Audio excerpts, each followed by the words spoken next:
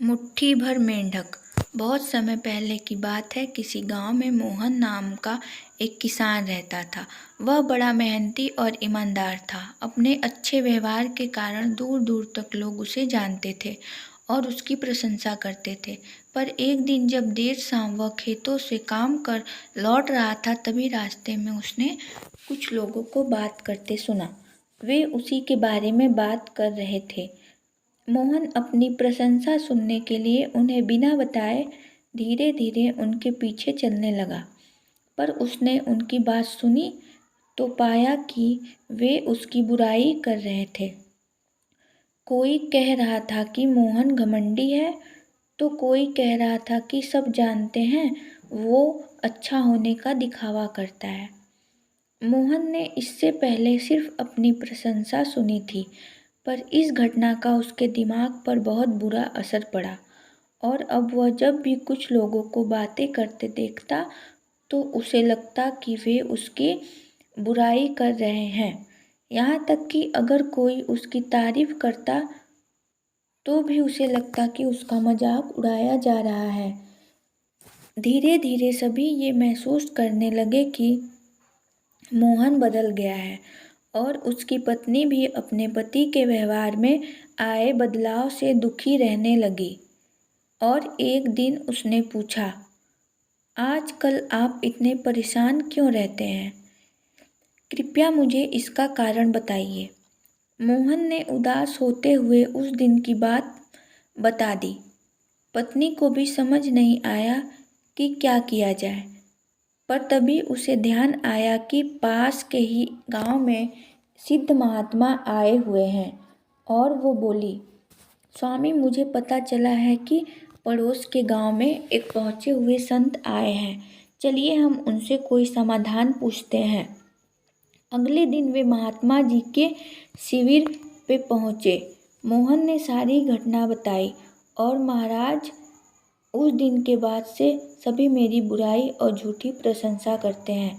कृपया मुझे बताइए कि मैं वापस अपनी साख कैसे बन सकता हूँ। महात्मा मोहन की समस्या समझ चुके थे। पुत्र, तुम अपनी पत्नी को घर छोड़ आओ और आज रात मेरे शिविर में ठहरो। महात्मा कुछ सोचते हुए बोले। मोहन ने ऐसा ही किया, पर जब रात में सोने का समय हुआ तो अचानक ही मेंढकों के टर टर की आवाज़ आने लगी। मोहन बोला, ये क्या महाराज, यहाँ इतना कोलाहल क्यों है? पुत्र, पीछे एक तालाब है। रात के वक्त उसमें मौजूद मेंढक अपना राग अलापने लगते हैं, पर ऐसे में तो कोई यहाँ सो नहीं सकता। मोहन ने चिंता जताई। हाँ बेटा, पर तुम ही बताओ हम क्या कर सकते हैं। हो सके तो तुम हमारी मदद करो, महात्मा जी बोले।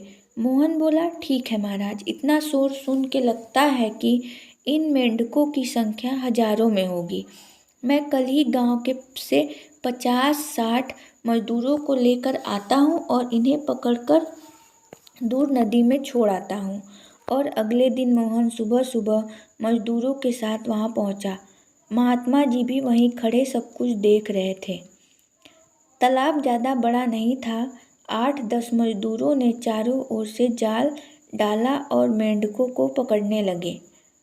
थोड़ी देर की ही मेहनत से सारे मेंढक पकड़ लिए गए। जब मोहन ने देखा कि कुल मिलाकर 50-60 ही मेंढक पकड़े गए हैं, तब उसने महात्मा जी से पूछा, महाराज, कल रात तो इतने इसमें हजारों मेंढक थे, भला आज वे सब कहाँ चले गए? यहाँ तो बस मुट्ठी भर मेंढक ही बचे हैं। महात्मा जी गंभीर होते हुए बोले, कोई मेंढक कहीं नहीं गया है। तुमने कल इन्हीं मेंढकों की आवाज़ सुनी थी। ये मुट्ठी भर मेंढक ही इतना शोर कर रहे थे कि तुम्हें लगा हजारों मेंढक टर टर कर रहे हो।